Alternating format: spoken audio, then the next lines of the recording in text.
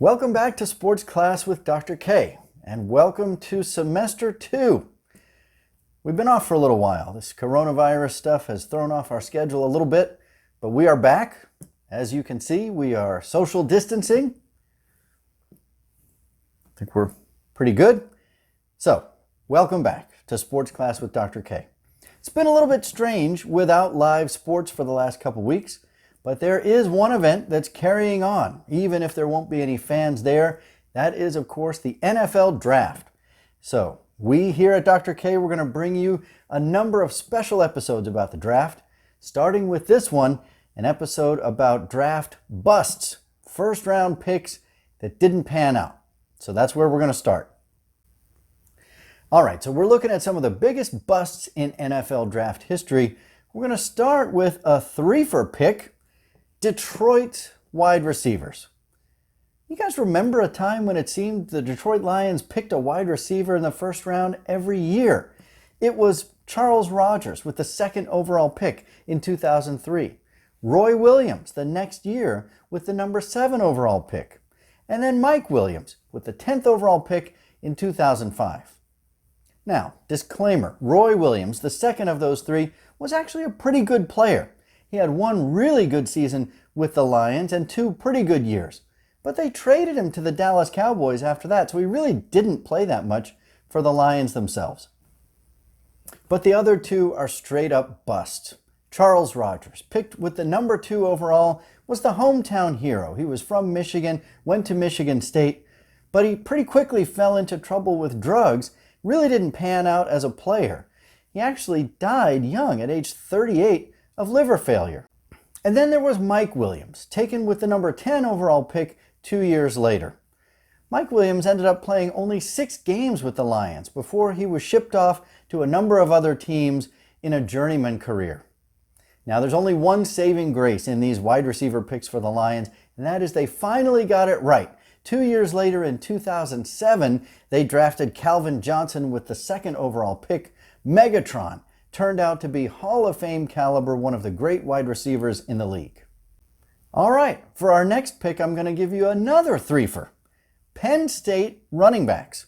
Now, for a university that likes to call itself Running Back U, Penn State has turned out an awful lot of terrible running backs in the NFL.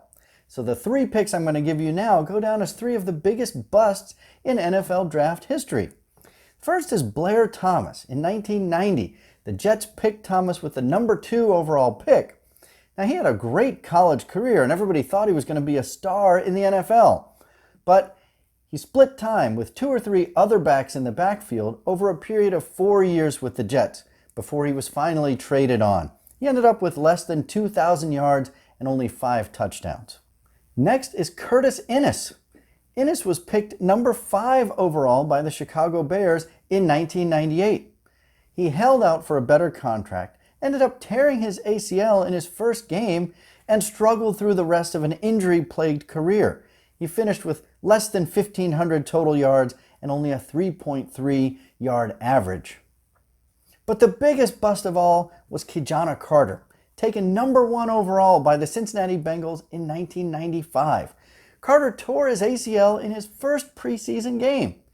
He struggled through a 10-year career, but never rushed for more than 464 yards in a season and ended his career with only 20 total touchdowns. So Penn State running backs have single-handedly fueled the idea that you shouldn't draft a running back in the first round. And beware of Penn State running backs. Okay, our next pick, Cleveland. Just Cleveland. They've been awful in the draft. Since 1999, some of Cleveland's first-round draft picks include Tim Couch, Courtney Brown, Gerard Warren, Brady Quinn, Joe Hayden, Phil Taylor, Trent Richardson, Brandon Weeden, and Johnny Manziel, just to name a couple of them. The Cleveland Browns are the king of the first-round bust. So let's talk about just a couple of these in a little more detail. Tim Couch, drafted number 1 overall in 1999. Now that was the year the Cleveland Browns came back. This was an expansion team, so Tim Couch had a terrible team around him, but he just never panned out the way you want a number 1 overall QB to pan out. The next year, the Browns again with the number 1 overall pick, this time picked Courtney Brown, defensive end. Like Couch, he wasn't a terrible player, but he never panned out like you want for a number 1 overall pick. Injuries and mediocrity for his whole career. Trent Richardson, the Alabama running back, taken number 3 overall in 2012. Richardson had a decent rookie season, but then he fell off dramatically, struggled through some injuries, and eventually was traded. He was out of the league after 3 seasons. Johnny Manziel, probably the most notorious of the Browns' pick, although maybe not actually the worst.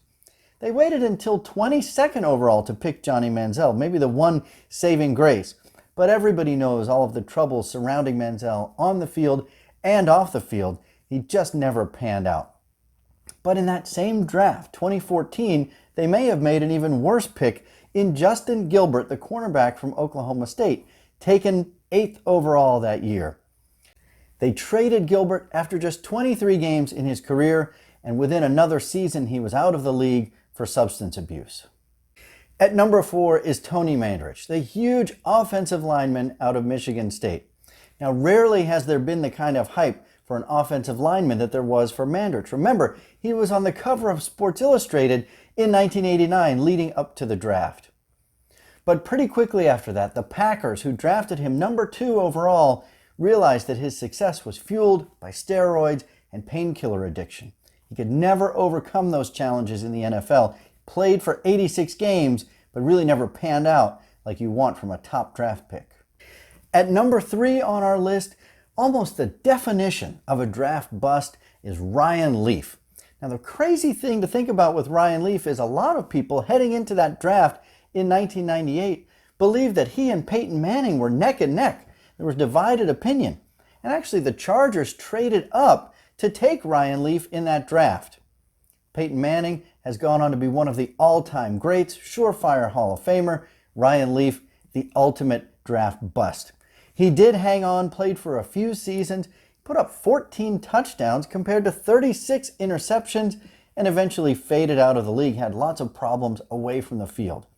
Thank goodness, he's rebounded a little bit to become a decent broadcaster. We're rooting for him, but he is one of the biggest busts in draft history. All right, at number 2, Achilles Smith, the quarterback out of Oregon. He was drafted 3rd overall in 1999, just a couple of picks after Tim Couch, who we've already talked about.